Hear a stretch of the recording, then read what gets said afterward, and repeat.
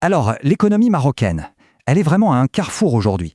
C'est une histoire fascinante en fait, une histoire de transformation profonde, avec d'un côté des progrès assez spectaculaires et de l'autre, eh bien, des défis qui sont toujours bien présents. La question qu'on va se poser est donc assez directe. Est-ce que le Maroc vit un véritable élan de croissance, quelque chose capable de changer durablement le pays, ou est-ce que les obstacles qui se dressent sur sa route sont, au fond, trop importants? C'est ce qu'on va essayer de démêler ensemble. Parce que oui, les choses bougent, le Maroc n'est pas du tout statique. Le pays est vraiment au cœur d'un grand chamboulement économique, porté par des réformes ambitieuses et des investissements colossaux. L'objectif, il est clair, trouver ce point d'équilibre, un peu fragile, entre la croissance pure et l'inclusion sociale. Bon, alors, rentrons dans le vif du sujet. D'abord, penchons-nous sur ce qui marche, sur ce qui tire la machine vers l'avant.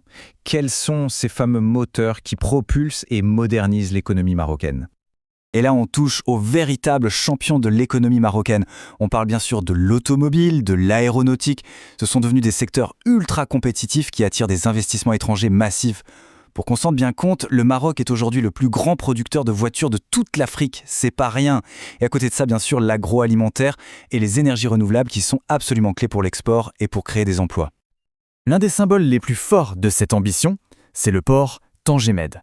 Attention, ce n'est pas juste un port.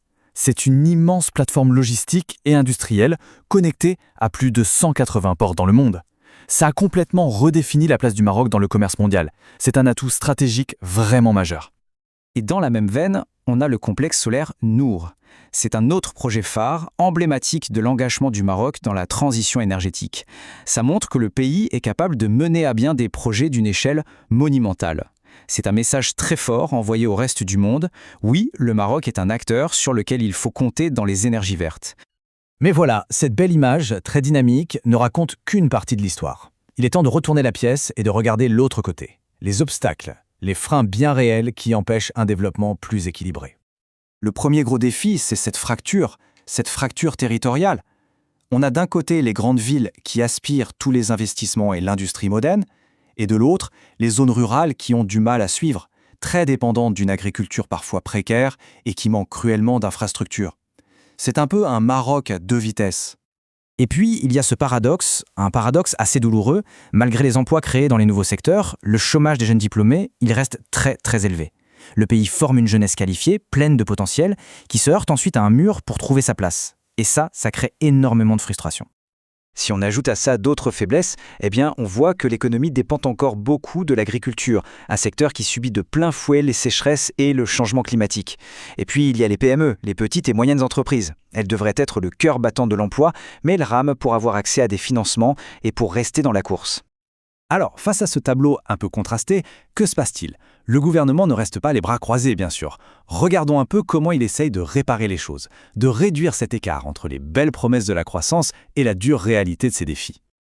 Pour répondre à ces enjeux, le Maroc a mis sur la table de très gros chantiers. C'est un vrai plan d'action assez complet. On parle de généraliser la protection sociale pour tout le monde, de moderniser les impôts, de rendre l'environnement plus simple pour les entreprises, de tout digitaliser et bien sûr d'accélérer sur l'économie verte.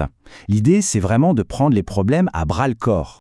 Le but ultime de toutes ces réformes, le mot d'ordre, c'est la croissance inclusive. Le concept est simple. Il ne s'agit plus seulement de faire grimper des chiffres, le fameux PIB, non.